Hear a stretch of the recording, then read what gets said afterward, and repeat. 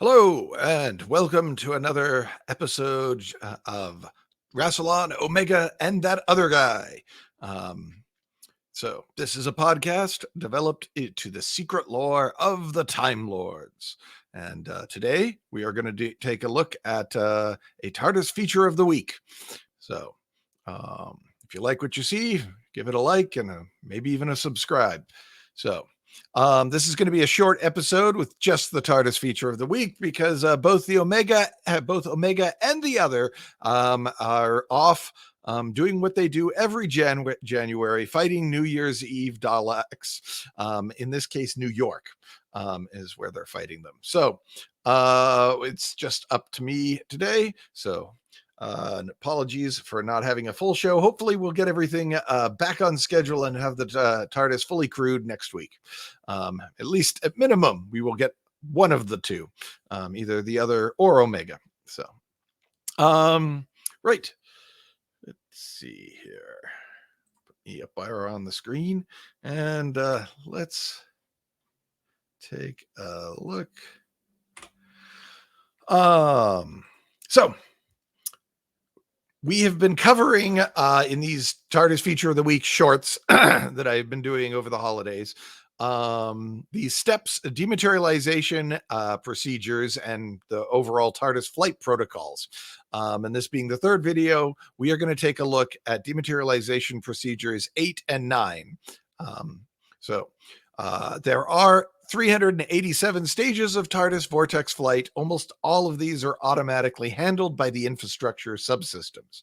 Well, there are 10 different safety protocols that are supposed to be enacted when a TARDIS dematerializes. There are only 5 steps that an operator must undertake to dematerialize a TARDIS from end space and initiate vortex travel. So we're going to be covering those 15 steps, the 10 safety steps, and the 5 essential steps. So far in the first video, we looked at setting the helmet orienters, setting the navigational slide controls, setting the space-time forward-backward controls, and now we are going, and then in the second video, we took a look at how the TARDIS calculates the epsilon coordinates and how you check the destination, applying the twin navigational locks to make sure nobody changes that destination, and then adjusting the Heisenberg focusing core device so that the TARDIS can get an estimate of how much power this space-time jump is going to require. So let's see.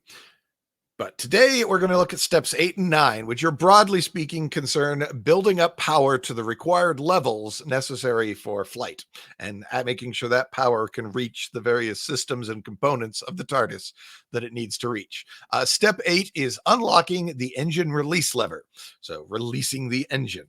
And there's a very good reason why this lever is here and why you shouldn't leave the engine released all the time. Some Time Lords renegades do, but it's much better to lock your TARDIS, lock the TARDIS engine when you've arrived and unlock it when you're ready to leave. And this is because the dematerialization circuit, the circuit that's essential for shifting the TARDIS into the vortex, has the highest energy demands of any of the normally used components on a TARDIS. The engines require 700,000 omegas of temporal orbital energy for the entire dematerialization process. So that's 700,000 omegas for every second that you hear the TARDIS that the TARDIS is fading away and materializing in the vortex, which at minimum is 3 seconds and can in fact be much longer. Since the transpower system of most TARDISes only outputs around 1,000 omegas, this is a problem. Your engine can only, your power system can only produce around 1,000 omegas, and you need 700,000 continuously. So this massive burst of power, therefore, is provided by an energy storage unit that is part of the main columns, the main time column's main space-time element. So let's see here.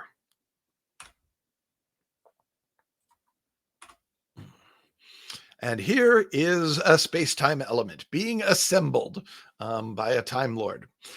You can see it sitting on the table there. It's those two yellowish cubes with that red fluid-filled cylinder on the top. That cylinder is a cutout stack that acts as a control on the space-time element.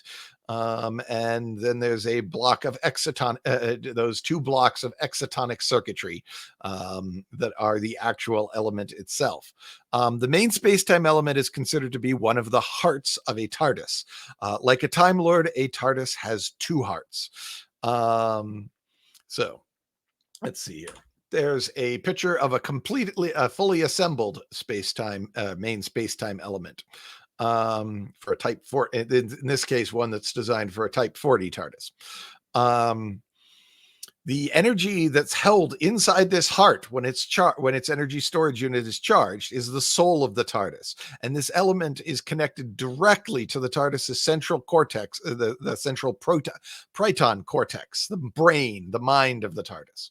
Now, I said hearts because, like a Time Lord, a TARDIS has two hearts, and that they've got a second one that is located all the way at the other end of the time scepter, opposite side from the master control room sphere. And that is that other heart is the copy of the Eye of Harmony that the TARDIS carries, which provides it with direct energy from Gallifrey's prime Eye of Harmony, located beneath the Panopticon on Gallifrey. So yeah, two hearts. In this case, we're talking about the main space-time element, which is located in the time column in the central control console in the master control room.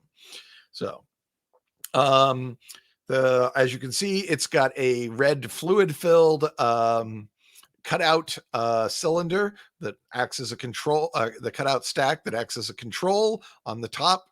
And the heart also contains the very exotic and incredibly rare Huon particles, which my theory is that because Huon particles can draw a TARDIS around as it pulled the TARDIS all the way to Earth, or pulled Dana all the way to the TARDIS, that it is also used for shifting the TARDIS through the wormhole, or rather shifting the wormhole around the TARDIS as it travels through the vortex. That's just kind of a fan theory of mine, but we know they have Huon particles in there, and they must be doing something, given how dangerous and exotic they are. The Time Lord certainly wouldn't have left them in there just by accident. So now, when people observe history and crystallize and collapse history, they generate artron energy, the raw psychic energy of perception itself. And the fifth dimension, the space-time vortex, is where all of that energy ends up residing. So the vortex is filled with artron energy, and a TARDIS can use the TARDISes can collect that energy depending on which direction through time they are traveling. If they're traveling in the wrong direction, then from the TARDIS's point of view, all that artron energy is being sucked out of the vortex. If they're traveling in the right direction, then it's all being pumped into the vortex and is quite plentiful. This is why we have an Eye of Harmony on a TARDIS to act as a alternate power source, a supplemental power source for the TARDIS, so that it can travel in both directions through space and time. This energy, whether it comes from the vortex or from the Eye of Harmony, is processed by the dynamorphic generators and temporal reactors. The resulting orbital energy is used by the accumulators to charge the main space-time element that you see right there. Yeah. Let's see. It takes about 12 minutes for a fully operational Troun's power system to charge the energy storage unit with enough energy for a space-time jump. And you want to make sure that's fully charged, because once you're in the vortex, you're going to be using pretty much all of your engine's power output. The TARDIS can handle about 1,000 omegas, and you're going to be using about 1,000 omegas. So you aren't going to be able to charge it up in flight. You need to make sure that that energy storage unit is fully charged before you dematerialize, or you might get stuck in the vortex and be unable to leave. And of course, if it's not charged at all, you might not even dematerialize. The main space-time element does have a direct link with the TARDIS's copy of the Eye of Harmony to provide power, to supplement that power. But if the copy eye cannot access the prime eye on Gallifrey, it can take about a half an hour for the system to charge after a space-time jump. You can circumnavigate this by keeping your copy of the Eye of Harmony charged up on rift energy or some such other power source. So let's see here. Now, by unlocking the engine release lever, the operator is allowing the vortex primer to have direct access to the power of the space-time element. That's why this lever is here. It's a safety system because there's so much power packed in to this into the space-time element that when it's fully charged, that you just really don't want anything. You want that thing safe and not able to accidentally discharge into the TARDIS systems. Nobody wants 700,000 omegas for however many seconds it would take to totally deplete the element. That's just bad. That's power on the level of the sun right there. That's the equivalent of being thrown into the sun when that power discharges. So yeah, you'd be blasted to atoms. So, assuming the storage, we keep the release lever keeps the vortex primer disengaged from the main space-time element, as far as I can tell, so that the TARDIS engines cannot get the power needed to dematerialize, and the power can't be discharged unsafely in other ways. Assuming the storage unit is fully powered up, the gears and control systems are engaged, will then be engaged by the TARDIS as auto systems to allow the TARDIS to navigate a space-time jump. The power to response dials that you can see in this picture will indicate the current level of charge held by the storage unit. So you can make sure that it's fully charged before you try to initiate a space-time jump. As part of this process, the TARDIS drive systems can be tested to ensure that you have enough power for a successful dematerialization. And you're like, well, if you have the gauge, why do we need to test it? It could be that there's something interfering with the TARDIS's dematerialization, so you're going to need a lot more power than normal. It could also be that there's something wrong with the TARDIS that will require different power rates than what the dial would show. So just because it's reached its nominal safe dematerialization level doesn't necessarily mean that it's always going to be functional, since the option of testing the drive systems. So, and that's what those dials will help you do, is test see whether or not you're ready to roll. So next up, is activating the transit switch, step 9. The transit switch is the first in a set of booster switches. It powers up the Atom Accelerator and allows the Atom Accelerator access to the energy necessary for TARDIS's trip through the vortex. Typical space-time jump will require a continuous flow of around 990 omegas for the duration of the trip. Under 1,000, but pretty close to 1,000. And the TARDIS can keep up. The TARDIS can generally produce about 1,000 omegas. So that'll be enough power to keep you going. Once you're in the vortex, you need the space-time element to get into the power from the space-time element to get in the vortex. But once in there, the main engines, the main power system should be able to supply everything you need, assuming the transpower system is properly working. If the TARDIS is only moving through space and not moving through time, the power draw will be significantly reduced, but it's impossible to make any headway in the vortex without at least a continuous output of 240 omegas. When the total power is reduced, a TARDIS's trip through the vortex tends to take a lot longer from the point of view of the crew. So yes, you can fly a bit under 990 omegas, but you're going to find it takes a lot longer to get there. From the point of view of the people on board. Obviously, your arrival time will be determined by the coordinates, space-time coordinates you set. So, and that here on the picture there is an Atom Accelerator, the device that is necessary to funnel that power into the engines. So from the transpower system. And by adjusting the amount of power there, you can effectively alter the ship's course. The transit switch, there we go. The transit switch is the first in a set of booster switches, as I mentioned. And there you can see that row along the top of the booster switches. A Time Lord can alter the default power levels and steer the ship or accelerate it or decelerate it through the vortex by using those, Got distracted by the presidential cat there. By using the other booster switches in addition to the transit switch. But care should be taken, especially with older time travel capsules. Do not over rev the engines in the third phase. Most TARDISes, as I said, most TARDISes can only handle an excess of 1,000 omegas for a matter of minutes before they start to suffer damage. So while you can get them, the system is finely balanced. It outputs about 1,000 continuously, and it requires about 1,000 continuously.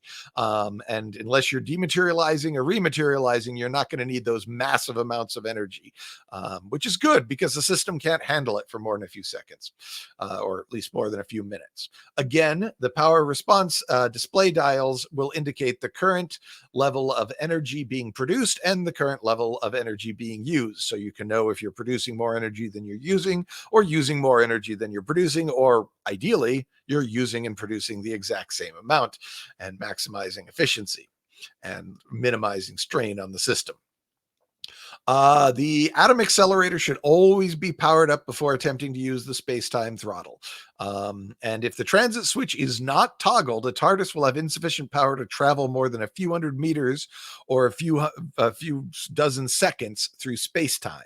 So if you skip this step, you're going to find yourself like Tegan did when she tried to take off in the TARDIS in Four to Doomsday, and the TARDIS just materialized outside the spaceship that it had been on instead of going all the way to Heathrow Airport, because the transit switch wasn't toggled, and the power to push the TARDIS, or rather to push the wormhole through the vortex, was not being supplied, and the TARDIS just gave up and rematerialized just at almost the same coordinates. Likewise, if you are trying to travel forward in time, you just show up a few seconds in the future, or possibly the past, but that would be bad because you would end up with eigen ramming your TARDIS as it materialized in the same space as its younger version. There are safety systems to prevent that. But anyway, so that's step 8 and 9, everything you need to do to the power systems to get them adjusted and tuned. We'll look at steps 10 through 15, hopefully soon, but hopefully not too soon. Hopefully Sohail will be back and we will be able to do a full-length episode next week. So until then, if you wanted to check out more Time Lord information, you can check out my website, allthingstimelord.com. You can download my somewhat out of date TARDIS technical index, but it's still got loads of information, more than any other book out there, that's for sure. And it's completely free. But yes, check that out if you're tired of waiting till next week.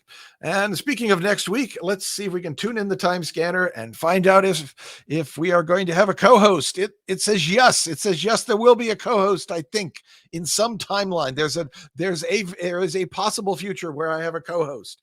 And the time scanner is saying that we are going to be discussing Jack and the Wormhole.